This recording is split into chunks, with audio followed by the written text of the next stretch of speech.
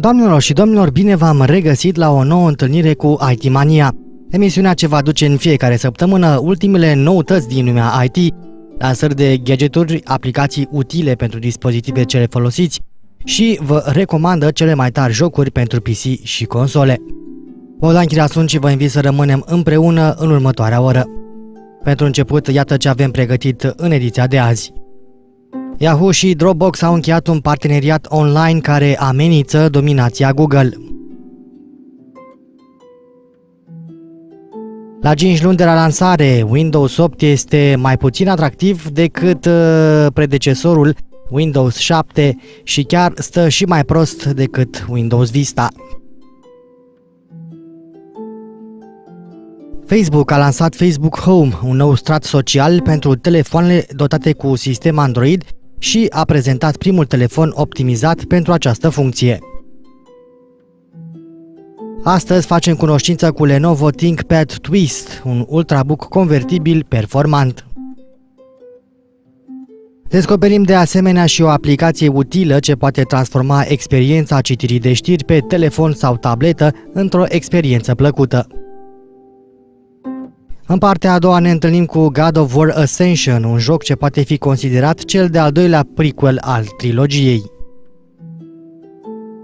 Iar la final avem pregătit un site util pentru pasionații de literatură.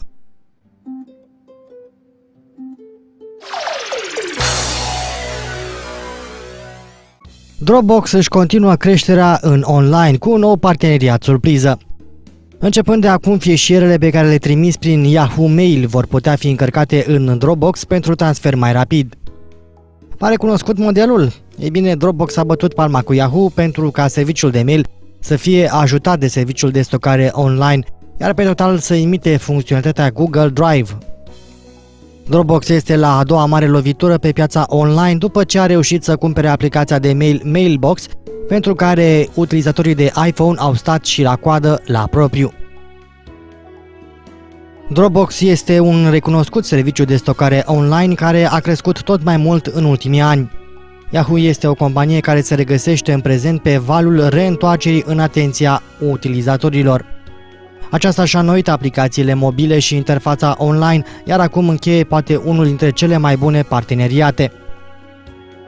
Dacă vă întrebați ce presupune acordul cu Dropbox, ei bine, toate fișierele pe care le distribui prin Yahoo Mail pot fi trimise indirect prin Dropbox, unde poți păstra gratuit până la 2 GB. Astfel, albumele de peste 25 de MB cu fotografii nu mai sunt o problemă. Pentru ambele companii este un câștig, dar mai important pentru Facebook, deoarece oferă și tipuri de abonamente atunci când nu ai suficient spațiu. Pentru Yahoo, al treilea cel mai popular serviciu de mail din Statele Unite, înseamnă că vine cu încă o funcție pentru a concura cu eternul rival Google.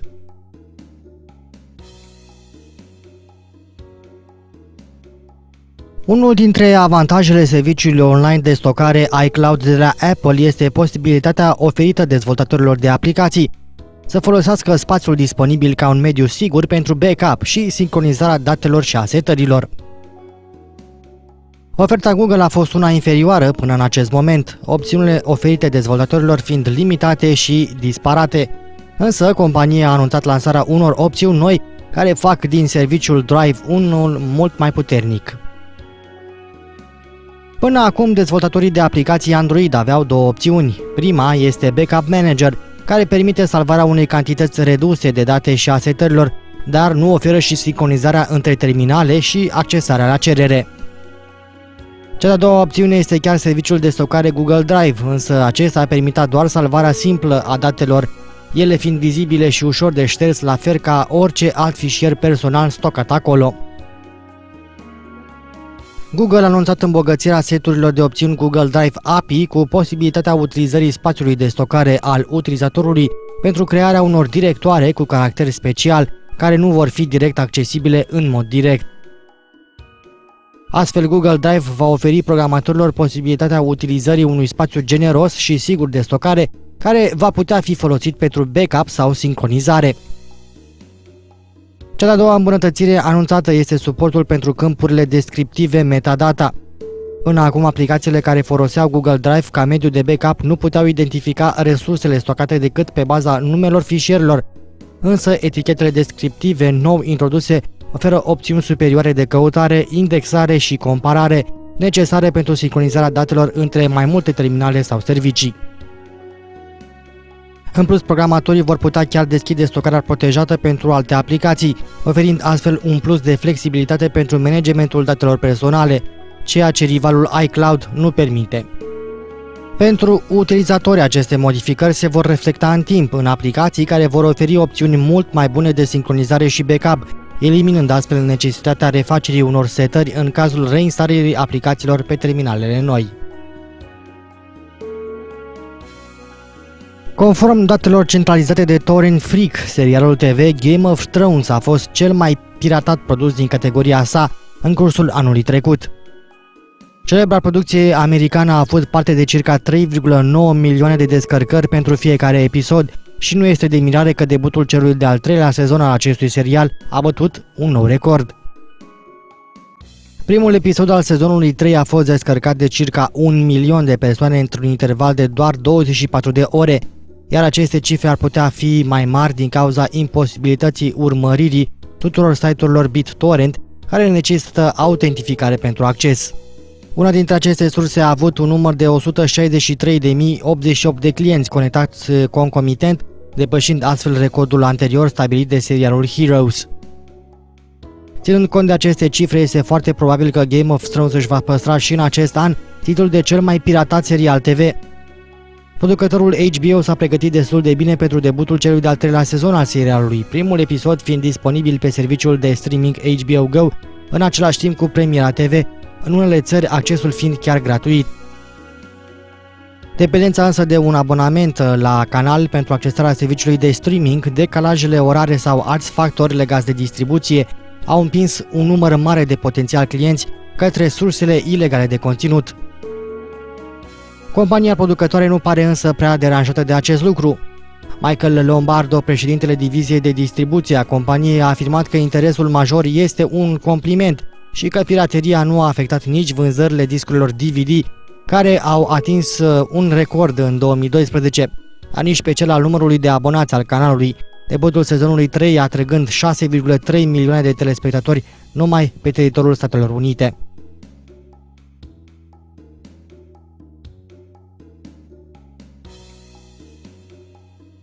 Pe harta eșecurilor Microsoft, sistemele de operare Windows ME și Windows Vista ocupă locuri fruntașe. Primul a fost un eșec pentru că a fost o actualizare neconvingătoare pentru Windows 98 Second Edition, care a ajuns pe piață prea târziu, atunci când lumea începea să descopere avantajele nucleului NT și al sistemului de operare Windows 2000. Al doilea nu a reușit să convingă utilizatorii din cauza cerințelor hardware ridicate și a problemelor generate de numeroasele schimbări de arhitectură. La 5 luni de la lansarea oficială, Windows 8 pare a călca pe urmele nenorocosului Windows Vista. Acesta a generat mai mult interes în perioada anterioară lansării, atunci când au fost disponibile versiunile preview, iar acest lucru i-a permis să plece de la o cotă de piață puțin mai mare. În cele 5 luni integrale care s-au scurs de la apariția pe piață, evoluția cotei de piață a celui mai nou sistem de operare Microsoft s-a dovedit însă chiar mai dezamăgitoare decât cea a blamatului Windows Vista. Dacă în primele sale 5 luni de existență Vista a convins 4,9% dintre utilizatori, doar 3,6% dintre aceștia s-au dovedit a fi interesați de Windows 8. În plus, progresul de la lună la lună este din ce mai mic, ceea ce nu lasă să se întrevadă o atingere a cotei de piață a ridiculizatei versiuni Vista în viitorul apropiat. Aceasta este o veste extrem de neplăcută atât pentru Microsoft, pentru care Windows 8 este un punct cheie al inițiativei de omogenizare al platformelor desktop, mobile și de jocuri într-un ecosistem cu servicii și interfață similare, cât și pentru Intel și producătorii de sisteme, pentru care mediul grafic tactil ar fi fost o oportunitate pentru revigorarea unei piețe de PC-uri suferindă. Așa cum ne spune analiza empirică a istoriei sistemelor de operare Microsoft după un produs problematic, a urmat unul apreciat, deci ne putem orienta atenția către viitorul Windows 9 ca o potențială ieșire din acest impas. Nu trebuie să uităm totuși și de exemplul Windows XP, un sistem de operare care va împlini în curând 13 ani, dar care este încă extrem de apreciat de utilizatori și care are o cotă de piață de aproape 39%.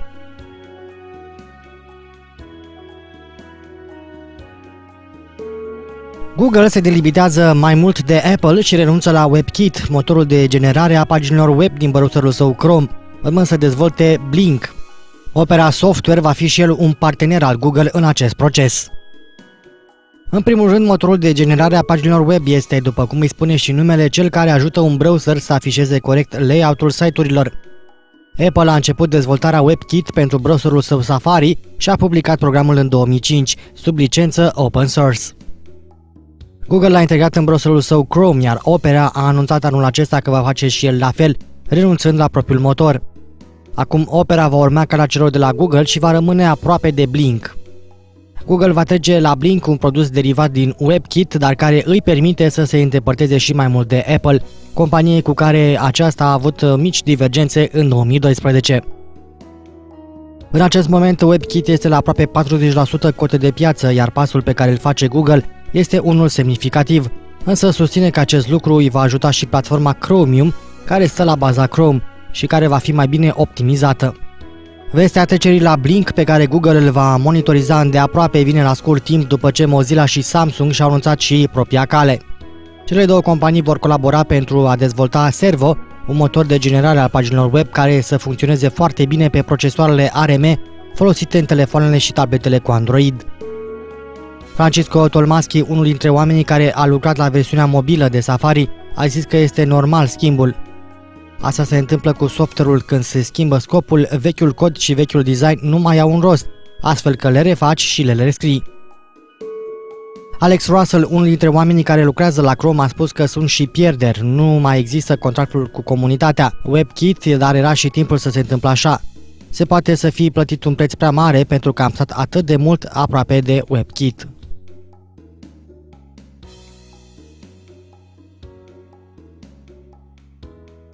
Papa Francesc a devenit atât de popular încât numărul de followeri de pe Twitter s-a dublat, ajungând la 5 milioane de persoane în 3 săptămâni de pontificat, o treime din intervalul de care a avut nevoie predecesorul său Benedict al XVI-lea pentru a ajunge la 2,5 milioane de admiratori. Contul Pontifex, papă în limba latină, care este disponibil în 9 limbi, inclusiv engleză, spaniolă, franceză, arabă și latină, a fost lansat pe 12 decembrie 2012 de fostul papă Benedict al XVI-lea. Contul a fost închis după 2 luni de existență, când avea 2,5 milioane de urmăritori, pe 28 februarie, ziua demisiei papei Benedict al XVI-lea, care a marcat totodată începutul perioadei cunoscute sub denumirea de scaun vacant. Pe 19 martie, la puțin timp după reactivare, după alegerea papei Francisc pe 13 martie, numărul de follower ai contului papal crescuse deja la 4 milioane de persoane. Mesajele postate de papă pe Twitter sunt în esență mesaje religioase, îndemnuri spirituale și nu evocă niciodată viața privată a suveranului pontiv. În cel mai recent mesaj postat de papă, acesta spunea: Dumnezeu nu iubește pe toți, nu trebuie să ne fie frică să-L iubim. Comentariile lăsate de follower nu sunt întotdeauna foarte curtenitoare sau adoptă uneori un ton glumeț. Și te-ai instalat bine? Scria joi papei Francisc, unul dintre utilizatorii de pe Twitter. Vaticanul și-a spărit considerabil prezența în aceste ultimele luni pe toate site-urile și rețelele de socializare, încercând să ajungă astfel la un public mai larg, care să includă și persoanele tinere. Vaticanul a explicat faptul că mesajele de pe Twitter sunt aprobate de papă, chiar dacă nu sunt scrise în mod direct de acesta. Ele sunt scrise de la un singur computer pentru a se evita astfel pirateria online și scurgerile de informații în spațiul online.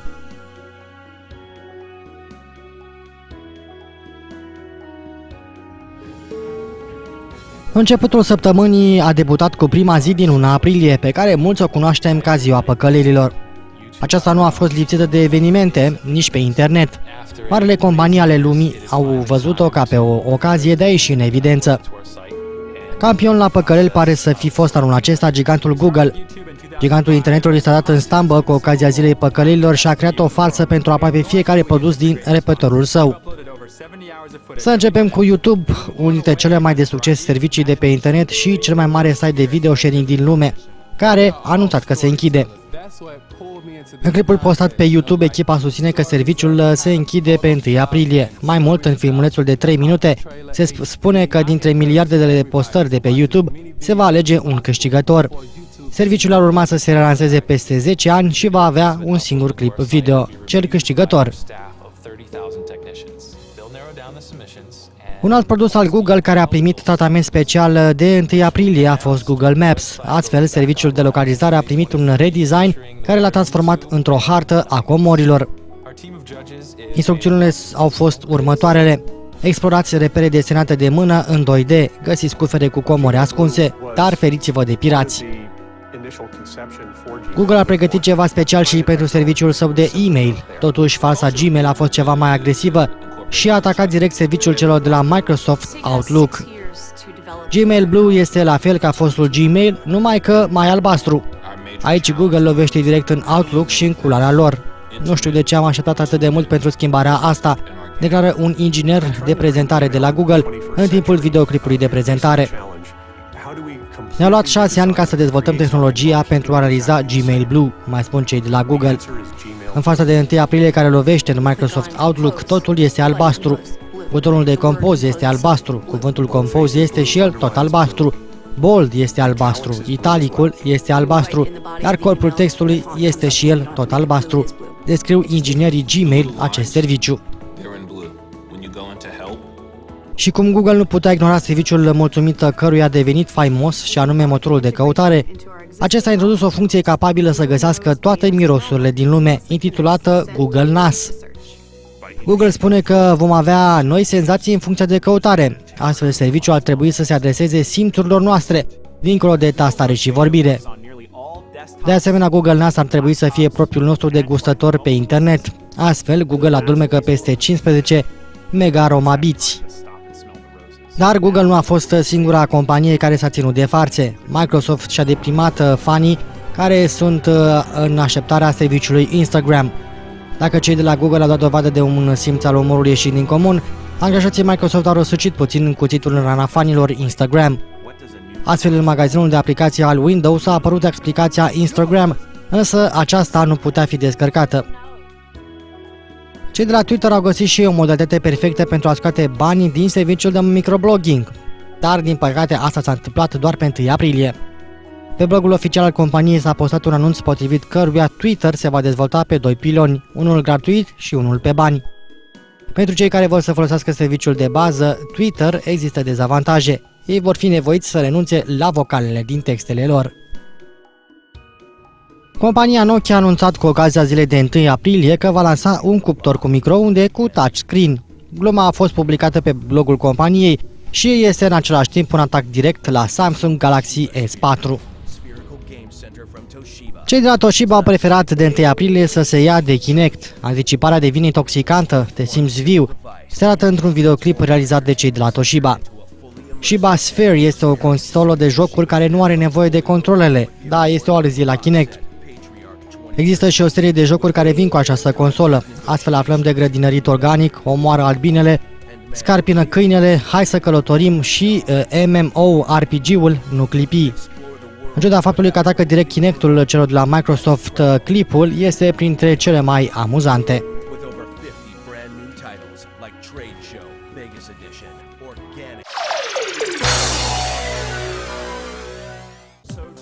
Facebook Home a fost lansat pe 4 aprilie în cadrul unui eveniment special. Acesta este un sistem care integrează rețeaua socială adânc în orice telefon Android. Home nu este o modificare a sistemului Android, ci un launcher care se pune deasupra interfeței tradiționale și introduce noi opțiuni pentru utilizatori. Facebook Home este o familie de aplicații care schimbă în totalitate orice dispozitiv, transformându-l într-un Facebook Home. O aplicație numită Cover Feed-ul transformă ecranul principal și ecranul de blocare, oferind update-uri atunci când prietenii voștri au activitate pe Facebook. Facebook Home funcționează chiar fără a fi nevoit să deblocăm telefonul. iar reclamele vor fi poziționate tot în acea fereastră. Cu ajutorul Facebook Home vom putea comenta și da like-uri la postări din interiorul telefonului de pe ecranul de start. Astfel, Facebook Home se concentrează pe universul vizibil în fața ochilor noștri, fără să fim nevoiți să ne mutăm între aplicații pentru a reuși să comunicăm și să interacționăm cu prietenii noștri. De asemenea, una dintre caracteristicile de bază ale Facebook Home este mesageria. Astfel, dacă vom primi un mesaj, chipul persoanei care ne l-a trimis va apărea în colțul ecranului. Cu Facebook Home, notificările vor putea fi sortate în funcție de prieteni și nu de aplicații.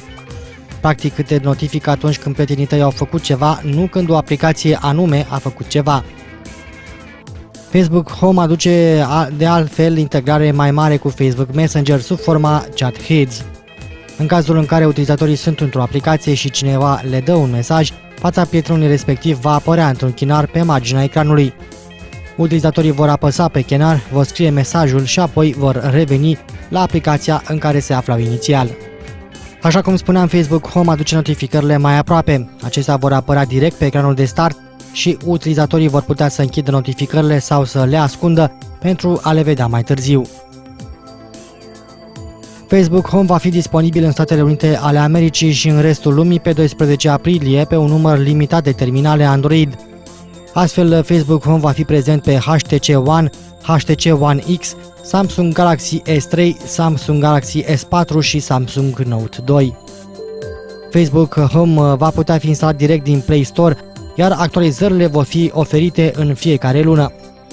Dacă nu aveți niciunul din dispozitivele amintite ceva mai devreme, trebuie să aflați că aplicația a fost promisă și pentru toți ceilalți utilizatori care au telefoane Android dotate cu versiunile de la 4 în sus.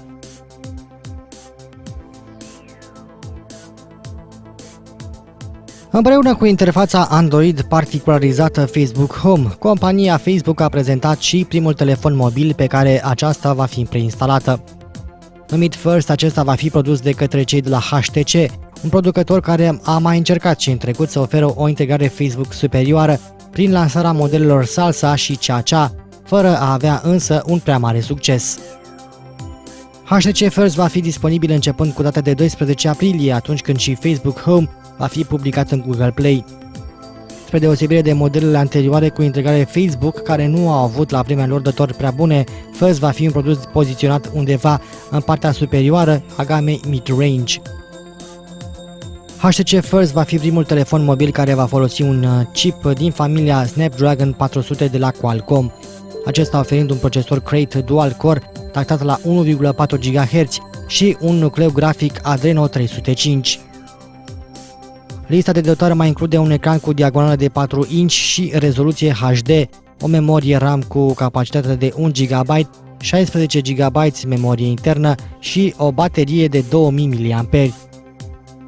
Telefonul va oferi și o cameră foto principală cu un senzor de 5 megapixeli și o cameră foto frontală de 1,6 megapixeli, conectivitatea incluzând și un adaptor wireless 802,11a, B, G și N, Bluetooth 4.0, NFC și, mai puțin obișnuit pentru această clasă, suport 4G. Facebook Home va putea fi instalată pe telefoanele care rulează Android 4.0 sau mai nou. Versiunea preinstalată pe HTC First va oferi însă unele facilități suplimentare care nu vor fi oferite de aplicația separată, cum ar fi integrarea cu Google Calendar sau Outlook, un sistem de notificări îmbunătățit și integrare Google Search. HTC First va debuta inițial în Statele Unite ale Americii ca o exclusivitate, însă companii din Franța și Anglia au afirmat că telefonul va ajunge cât de curând și în ofertele lor. Prețul de comercializare anunțat se pare că va fi de $450.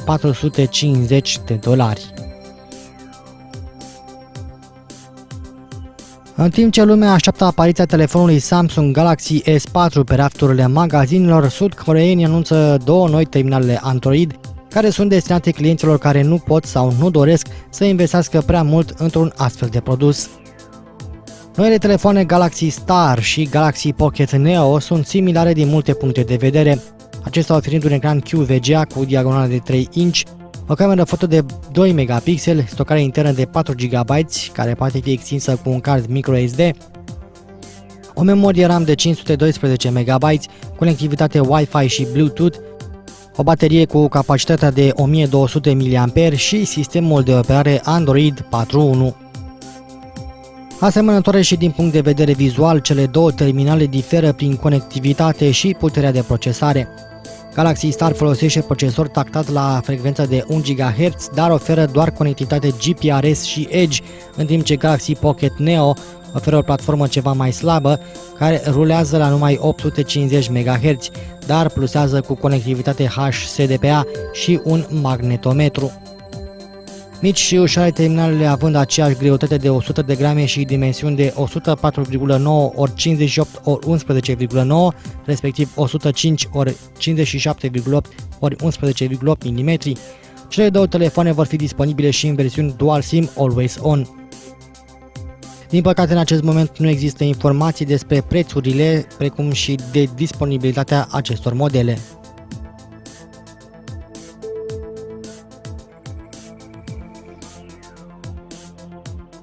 Dacă tot filmăm la rezoluție Full HD cu telefonul din buzunar, un producător precum Canon are dificultăți în a te convinge să cumperi o cameră dedicată precum Vixia HF G30. Indiferent că va evolua tehnologia integrată în telefoane cu performanța unei camere video precum cea amintită, este greu de egalat cu un dispozitiv ultracompact. Practic, Canon Vixia HD G30 este dedicată celor care își doresc să realizeze filme de calitate cu un efort minim. Noul model se adresează celor care se pricep cât de cât să lucreze cu o cameră și care au un buget de aproximativ $1700. Vixia HF G30 vine cu zoom optic 20x, un senzor HD CMOS Pro complet nou și abilități de captură atât în format MP4 cât și AVC HD. Spre deosebire de modelele anterioare din acea serie G, noua creație Canon a fost îmbunătățită cu scopul unic de a eficientiza și a ușura procesul de captură oricând și de oriunde. Ca specificații tehnice, camera poate filma la rezoluție 1920 x 1080 cu o rată de 60 de cadre pe secundă în format MP4 progresiv la un bitrate de 35 de MB pe secundă. Printr-o tehnologie intitulată Dual Recording, aceeași cameră poate filma fără probleme și în format AVC HD progresiv, de asemenea Full HD la o rată de transfer de 28 de Mbps pe secundă. Stocarea se realizează pe două carduri SD pe care le puteți înlocui oricând fără niciun fel de probleme. Dacă vreți să vă duceți filmele de vacanță la un alt nivel sau vreți să vă apucați de scurtmetraje creative, o cameră precum Vixia HF G30 vă dă clasă chiar și celor mai scumpe smartphone-uri care se laudă cu captură Full HD. Cei drept ar fi păcat să nu vă luați un astfel de aparat dedicat dacă ați făcut o prioritate din calitate.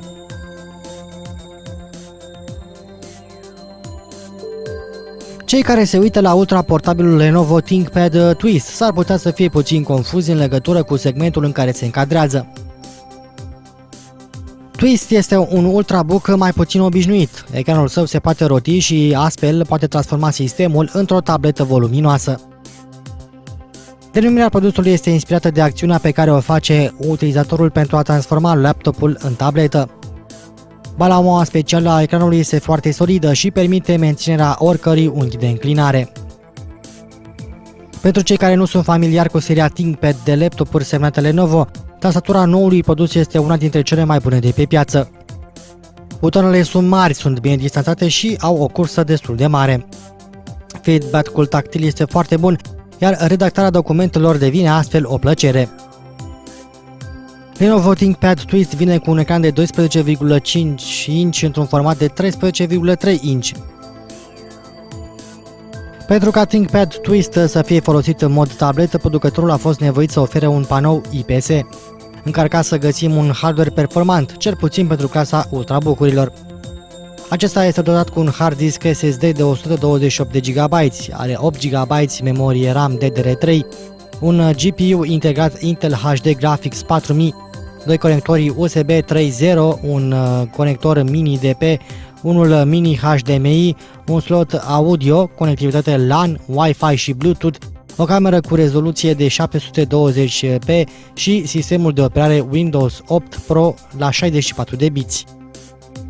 Din punct de vedere al performanței, Lenovo ThinkPad Twist nu aduce nicio surpriză. Sistemul este foarte rapid, ajutat de procesorul Intel Core i7 din gama Ivy Bridge și de SSD-ul Toshiba. Cronometrat, Windows 8 Pro pornește la rece în 14 secunde. În ceea ce privește autonomia laptopului, aceasta oferă o autonomie de 3 ore și jumătate atât în testul multimedia cât și în cel Office. Lenovo ThinkPad Twist S320U este disponibil în țara noastră la un preț aproximativ de 5200 de lei, configurația acestuia putând însă diferi puțin față de modelele disponibile pe alte piețe.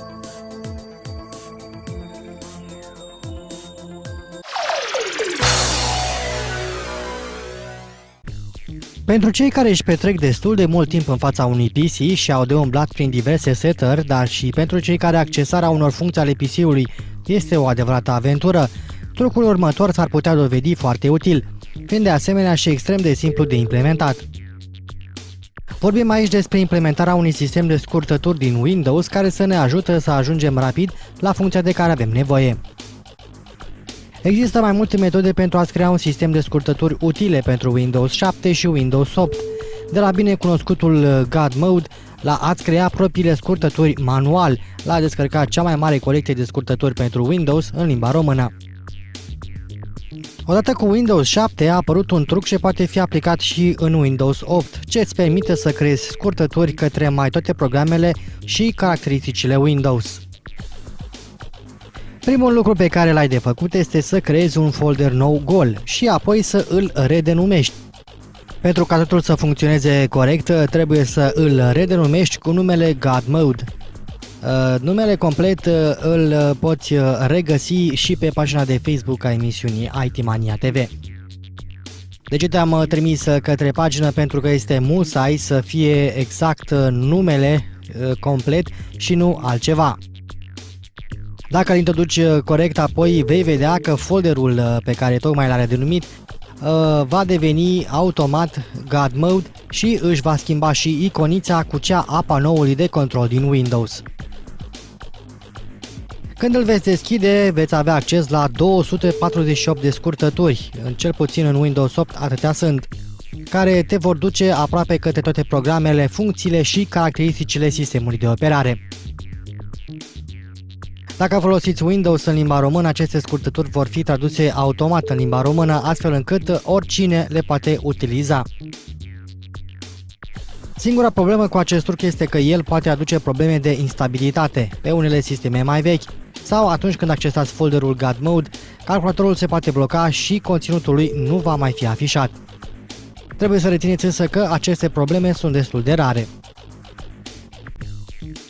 Dacă nu vă place acest truc și nu aveți timpul necesar să stați să introduceți denumirea corectă a folderului, aveți la dispoziție și o opțiune de a descărca gratuit o colecție specială de scurtături în limba română. Cei de la 7tutoriale.ro au creat manual o listă de 137 de scurtături pentru Windows. Aceasta include o parte din scurtăturile prezente în God Mode, dar și lucruri noi, precum deschiderea panoului, setări PC, curățarea clipboard-ului și altele. În plus, toate aceste scurtături nu au niciun efect secundar negativ pentru sistem.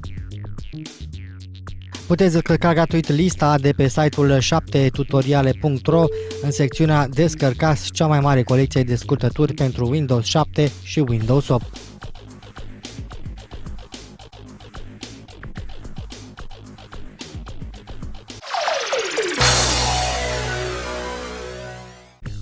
Flipboard este un agregator de știri foarte bine integrat în universul nostru social. Acesta a fost lansat în 2010 pentru iPad, iar apoi a trecut și pe iPhone. Din 2012 aplicația este disponibilă și pentru Android. Ca să vă dați seama despre ce vorbim, Apple a numit-o aplicația de iPad a anului 2010. Flipboard vă oferă mai multe domenii de interes, de la tehnologie la business la știri internaționale. Sursele de știri sunt selectate de către Flipboard și conțin principalele agenții de știri ale lumii, precum Associated Press, Reuters sau marele ziarele lumii precum New York Times, Los Angeles Times sau altele. Principalul dezavantaj pentru un cititor de limba română este faptul că sursele sunt în exclusivitate din străinătate și nu conțin ziarele românești. De asemenea, în ultima versiune a aplicației, Flipboard permite utilizatorilor săi să-și creeze propriile lor reviste, care conțin surse bine stabilite. Astfel, aceste surse de știri pot fi distribuite între utilizatori. Odată cu versiunea 2.0, a doua metodă de a primi flux de știri pe Flipboard va fi Google Reader. Cu ajutorul integrării Google Reader veți putea citi știrile într-o interfață mult mai plăcută, care se bazează pe ecranul tactil. Pe telefon puteți citi știrile dând cu degetul de sus în jos, iar știrea se împarte pe pagini care funcționează după același principiu. Pe tabletă totul se mută pe o interfață tactilă care funcționează de la stânga la dreapta. Așadar, toate feed-urile voastre din Google Reader vor fi disponibile. Dacă vă alimentați cu site-uri românești Google Reader-ul, veți putea folosi Flipboard cu plăcere. A treia metodă de folosire a aplicației este una integrată social. Vă puteți conecta toate conturile de pe rețelele sociale, inclusiv Facebook, Twitter, Instagram sau Flickr. Dacă vă veți seta Facebook-ul bine, veți putea avea acces la cele mai bune surse de știri pe care vi le-ați ales prin intermediul paginilor lor de Facebook și conturilor de Twitter. De asemenea, veți avea un feed ordonat în funcție de importanță al prietenilor voștri. Așa cum spuneam, aplicația Flipboard este disponibilă gratuit pe Google Play și pe iTunes Store.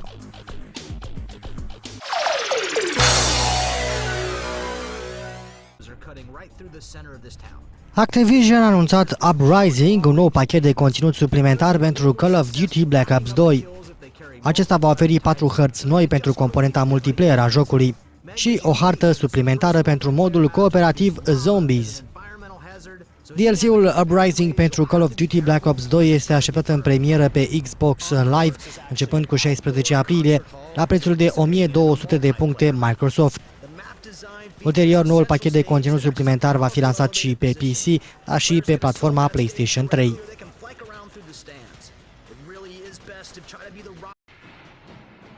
Warner Bros. Interactive Entertainment și NetherRealm Studios au lansat un nou trailer pentru Injustice Gods Among Us, accentul fiind pus de această dată pe bogăția pachetului dezvoltat de părinții seriei Mortal Kombat, și anume mediile de joc interactive, tranzițiile dinamice dintr-o arenă în alta, skin-urile multiple pentru personaje, modurile de joc suplimentare, componenta online, dar și multe altele.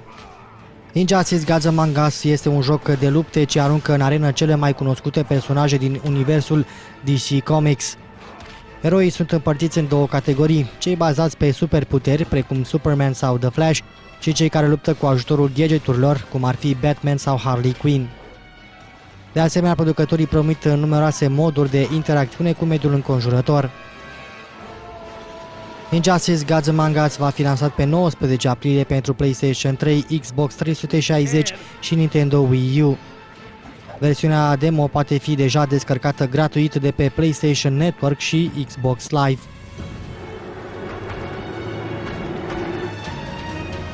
Your mind, Sinestro.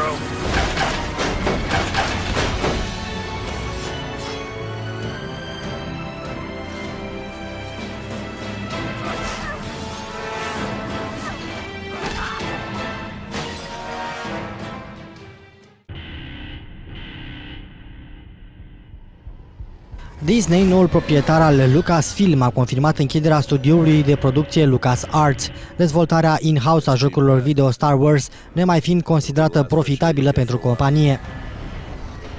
În schimb, Disney vrea să păstreze doar marca LucasArts, sub care să publice eventualele viitoare jocuri externalizate către studiouri terțe. Dezvoltarea celor două proiecte la care LucasArts lucra în prezent, și anume Star Wars First Assault și impresionantul Star Wars 1313, a fost oprită. Surse din interiorul companiei au declarat pentru Kotaku că șansele ca aceste jocuri să fie externalizate sunt minime, cel mai probabil închiderea studioului de producție LucasArts fiind sinonimă cu anularea acestor titluri. LucasArts are în spate o istorie de peste 30 de ani, dobândindu-și faima în anii 80 și 90, grație jocurilor de aventură point and click, seria Monkey Island, seria Indiana Jones, Maniac Mansion, Loom, Day of the Tentacle, The Dig, Full Throttle, Grim Fandango și multe altele.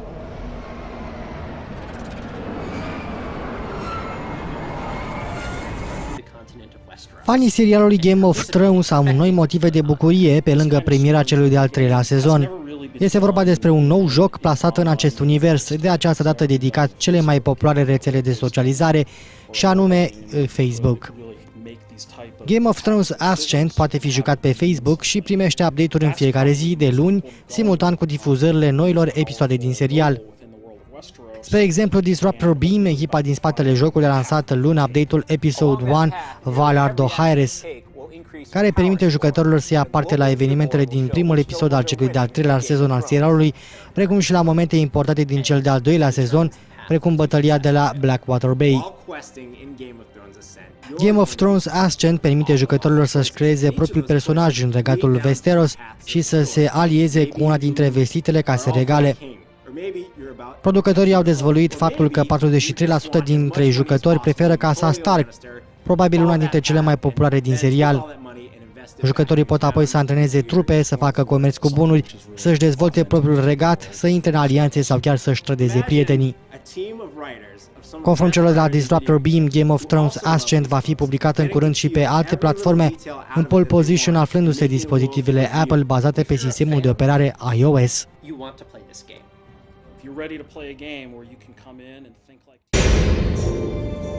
I pledged an oath in blood. And now my home. All that I loved is gone.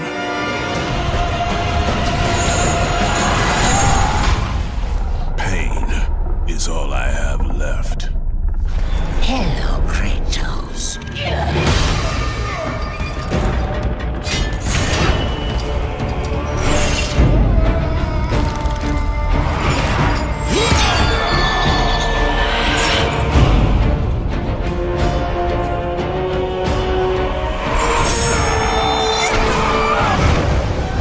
I have no reason to trust me, Spartan. I only ask that you try.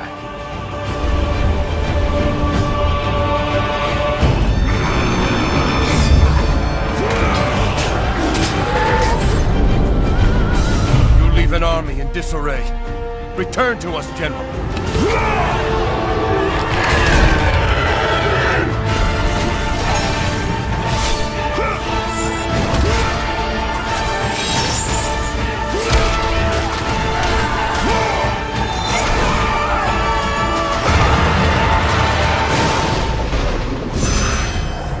You will need this skill for the path ahead.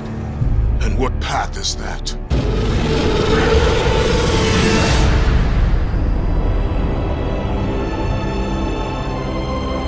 You will return.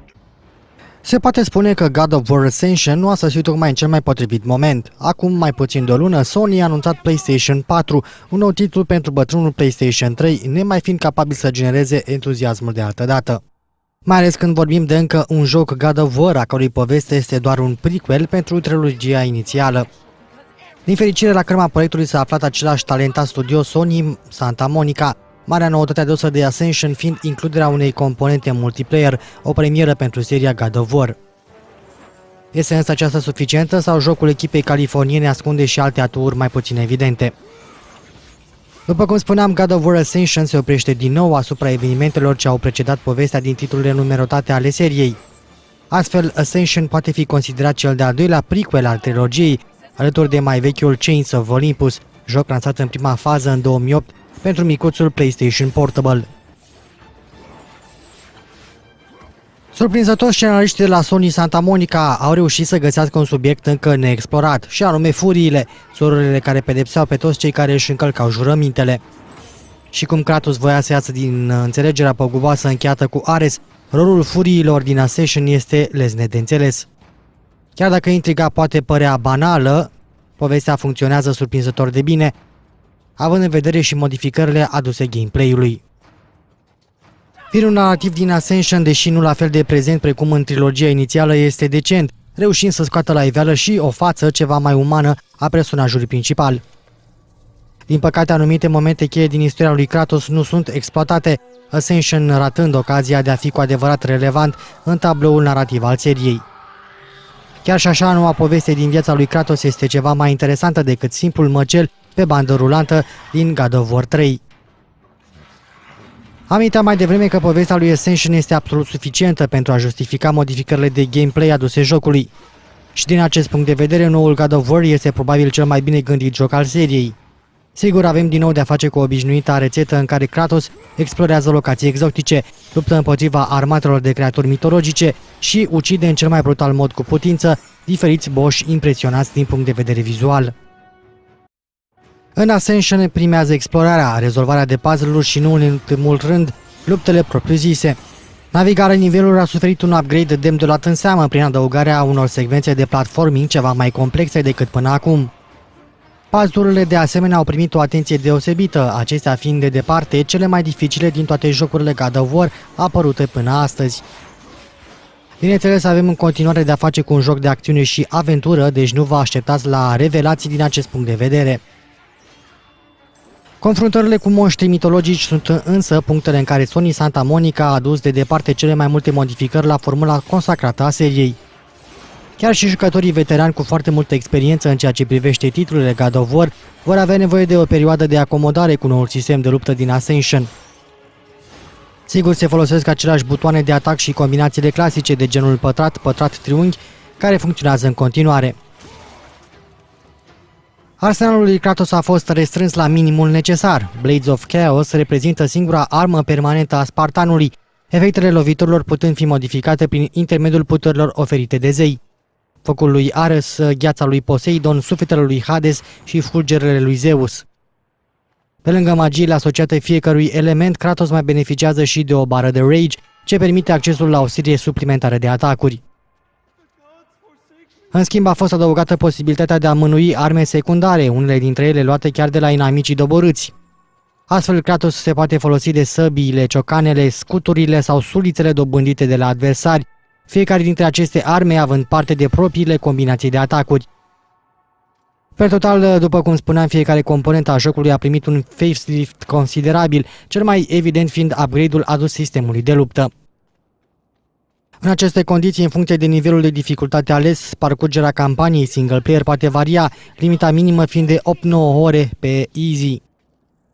Totuși, nivelurile avansate sporesc cu mult dificultatea luptelor, existând un anumit moment în joc unde trebuie să te folosești de tot ce ai învățat pe parcurs pentru a putea progresa. Pentru jucătorii mai puțin experimentați, această situație se poate dovedi de netrecut, lipsind opțiunea de a modifica nivelul de dificultate pe parcursul jocului. Jocul excelează, am putea spune, la nivel grafic, având în vedere că jocul rulează pe un hardware inițial lansat în 2006. Stilul artistic impecabil este combinat cu o realizare impresionantă a personajului principal, nelipsind nici decorurile impunătoare prezentate prin intermediul sistemului regizat de camere fixe din seria God of War, de departe cel mai bine pus la punct din jocurile de acest tip. Mai mult, jocul celor de la Santa Monica nu sacadează niciodată, reușind chiar performanța de a atinge un frame rate fluent de 60 de frame-uri pe secundă în multe dintre situațiile de joc. Nu la fel de bine stau lucrurile în ceea ce privește sunetul din God of War Ascension. Sigur, vocile sunt foarte bine interpretate, iar muzica este la fel de atmosferică precum în precedentele titluri ale seriei. Totuși își fac apariția unele desincronizări între ceea ce se întâmplă pe ecran și sunetul care ar trebui să acompanieze aceste acțiuni. God of War Ascension este primul joc al seriei care se bucură și de o componentă multiplayer. A fost o mișcare riscantă din partea celor de la Santa Monica, genul din care face parte și Ascension, fiind rezervat până în prezent exclusiv celor care preferă abordările single player. Precum în cazul puterilor magice din campanie, jucătorul este pus în fața unei alegeri, înrolarea sub unul dintre cei 4 zei olimpieni, Ares, Poseidon, Hades și Zeus, fiecare dintre aceștia oferind o serie de abilități unice. Odată ales un zeu, un scurt tutorial va trece în revistă sistemul de luptă adaptat pentru multiplayer. Este vorba despre o formulă un pic simplificată față de single player, cu un mare accent pus pe codarea cu ajutorul culorilor a anumitor acțiuni. Din păcate, modurile de joc puse la dispoziție nu pun în valoare prea mult acest sistem de luptă. Favor of the Gods presupune controlul anumitor puncte strategice de pe hartă, care poate duce la apariția unor situații speciale, care aduc aminte de campaniile single player din vechile titluri ale seriei. Match of the Champions este simplul deathmatch, free for all sau pe echipe, iar Capture the Flag folosește leitmotivul războiului Sparta vs Troia pentru a revitaliza o formulă clasică. Nu lipsește nici posibilitatea de a juca cooperativ alături de încă un prieten prin intermediul modului de joc Trial of the Gods. Este vorba despre un horde mode în care cei doi aliați trebuie să supraviețuiască valurilor interminabile de inamici. Pentru a păstra tradiția vechilor titluri, God of War Trial of the Gods poate fi abordat și de unul singur, fără aportul unui al doilea jucător. Cu ajutorul unei campanii single player și mai complexe, a unei componente multiplayer promițătoare și a unei prezentări grafice de excepție, God of War Ascension dovedește că încă există viață în această serie, în ciuda repetitivității la care a fost supusă de-a lungul anilor. Sigur, deși rămâne un joc foarte bun, Ascension nu este o revoluție, acest pas fiind rezervat cel mai probabil pentru un eventual viitor titlu pentru PlayStation 4.